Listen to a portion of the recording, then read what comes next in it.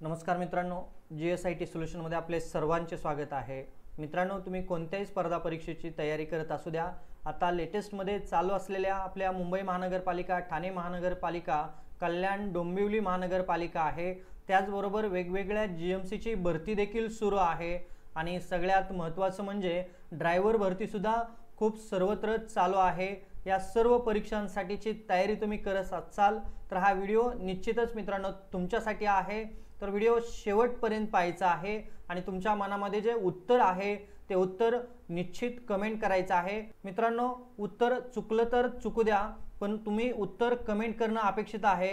जर तुम्ही उत्तर कमेंट केलं तर तुम्हालाही समजणार आहे की तुमची तयारी कशा पद्धतीने चालू आहे। तर 2025 मध्ये ज्या चालू घडामोडी चालू आहेत त्याच्यातील महत्त्वाचे प्रश्न तुमच्या समोर येणार आहे आणि पहिला प्रश्न त्यातील तुमच्या समोर आहे। प्रश्न बघा काय आहे पहिला, त्याच्यामध्ये तुम्हाला विचारलेला आहे रस्ते नेटवर्क मध्ये जगात कोणता देश प्रथम क्रमांकावर आहे।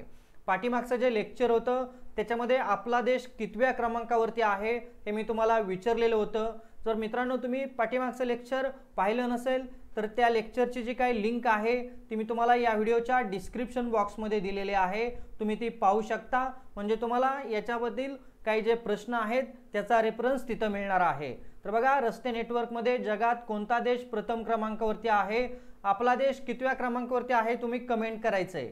तर पहिला बघा ऑप्शन दिलेला आहे चीन, अमेरिका, जपान आणि जर्मनी।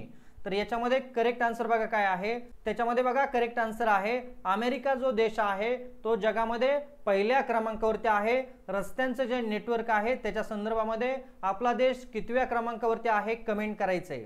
चला पुढचा प्रश्न बघा, भारताची रस्ते निर्माण करण्याची गती 12 किलोमीटर प्रति तास वरून किती झाली आहे। बघा, भारतामध्ये रस्त्याची जे काही निर्मिती करण्याची गती होती 12 किलोमीटर प्रति तास वरून किती किलोमीटरवरती झालेले आहे, 34, 35, 31 आणि 33।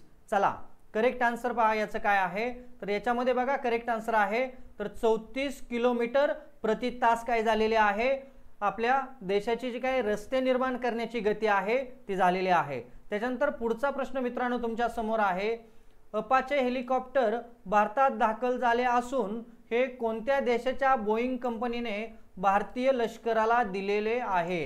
बघा, अपाचे हेलिकॉप्टर जे आहे ते भारतात दाखल झाले असून हे कोणत्या देशाच्या बोईंग कंपनीने आपल्या लष्कराला दिलेले आहे, आपल्या भारतीय लष्कराला दिलेले आहे। आणि त्याच्यामध्ये ऑप्शन तुम्हाला दिलेले आहेत फ्रान्स, चीन, अमेरिका, रशिया।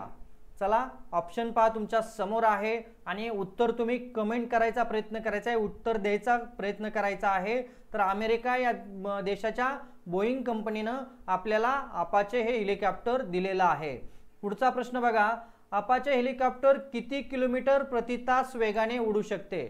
बघा, हे जे हेलिकॉप्टर आहे ते प्रति तास किती किलोमीटर वेगाने उडू शकते, तर 280, 290, 270 आणि 250। तर याचं करेक्ट आन्सर आहे बघा 280 किलोमीटर प्रति तास वेगाने उडू शकते। पुढचा प्रश्न मित्रांनो तुमच्या समोर आहे, ICICने जाहीर केलेल्या महिला एकदिवसीय क्रिकेटमध्ये कोण प्रथम क्रमांकावर आहे। बघा, ICICने जी जाहीर केलेली महिला एकदिवसीय क्रिकेट आहे त्याच्यामध्ये कोण प्रथम क्रमांकावर आहे, महिला कोणती प्रथम क्रमांकावरती आहे हे विचारलेलं आहे।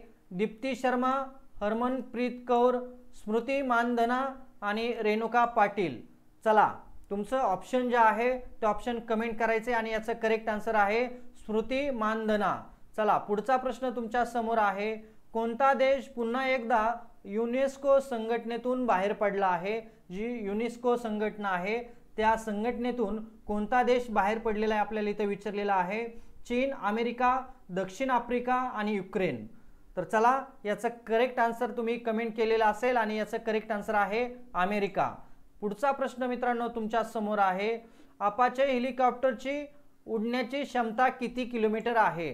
अपाचे जे हेलिकॉप्टर आहे त्याची उडण्याची क्षमता किती किलोमीटर आहे, 500, 530, 540, 550। चला तुमचं जे उत्तर आहे ते उत्तर बघा काय आलेलं असेल, 550 किलोमीटर ही काय आहे त्याची उडण्याची क्षमता आहे।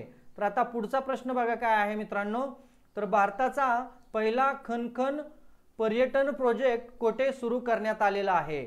खनखन पर्यटन प्रोजेक्ट?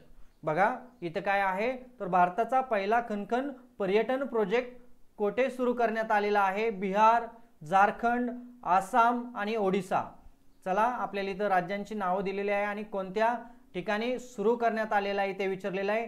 तर याचं उत्तर आहे झारखंड या ठिकाणी काय करण्यात आलेला आहे, भारताचा पहिला खनखन पर्यटन प्रोजेक्ट आहे तो सुरू करण्यात आलेला आहे. पुढचा प्रश्न मित्रांनो तुमच्या समोर आहे. बघा, इस्रो द्वारा NISAR सॅटेलाइट कोणत्या अंतराळ संस्थेच्या मदतीने लॉन्च करण्यात येणार आहे? बघा इथं कोणत्या अंतराळ संस्थेच्या मदतीने NISAR सॅटेलाइट जे इस्रो आहे ते काय करणार आहे, लॉन्च करणार आहे, ते आपल्याला इथं विचारलेलं आहे. आणि इथं बघा संस्थांची नाव दिलेली आहे, ESA, JAXA, ROSO, SMOS आणि नासा. याच्यामध्ये करेक्ट आन्सर बघा काय आहे मित्रांनो, नासा. इस्रो काय करत आहे, नासाच्या मदतीने NISAR सॅटेलाइट जे आहे ती सॅटेलाइट लॉन्च करणार आहे. पुढचा प्रश्न बघा, आजच्या प्रश्न मालिकेतील शेवटचा प्रश्न मित्रांनो तुमच्या समोर आहे. या प्रश्नाचं उत्तर कमेंट करण्यापूर्वी माझी एक तुम्हाला विनंती राहील, तुम्ही अजूनपर्यंत जर आपल्या चॅनलला लाईक, सबस्क्राईब आणि शेअर केलं नसेल तर प्लीज आपल्या चॅनलला लाईक करा, सबस्क्राईब करा आणि सगळ्यात महत्त्वाचं म्हणजे बेल आयकॉनचं बटन क्लिक करा, म्हणजे असेच माहितीपूर्ण नवनवीन व्हिडिओ सर्वात अगोदर तुमच्यापर्यंत येणार आहे. आणि प्रश्न व्यवस्थित वाचा. कृषी समृद्धी योजना कोणत्या राज्यात राबविण्यात येणार आहे? कृषी समृद्धी योजना कोणत्या राज्यात राबविण्यात येणार आहे? महाराष्ट्र, राजस्थान, बिहार आणि झारखंड. इथं आपल्याला ऑप्शन दिलेले आहे आणि याचं करेक्ट आन्सर काय आहे बघा, महाराष्ट्र राज्यामध्ये कृषी समृद्धी योजना जी आहे ती योजना राबवण्यात येणार आहे. तर मित्रांनो भेटूया अशाच नवीन प्रश्नांबरोबर पुढच्या लेक्चरमध्ये. जय हिंद, जय महाराष्ट्र.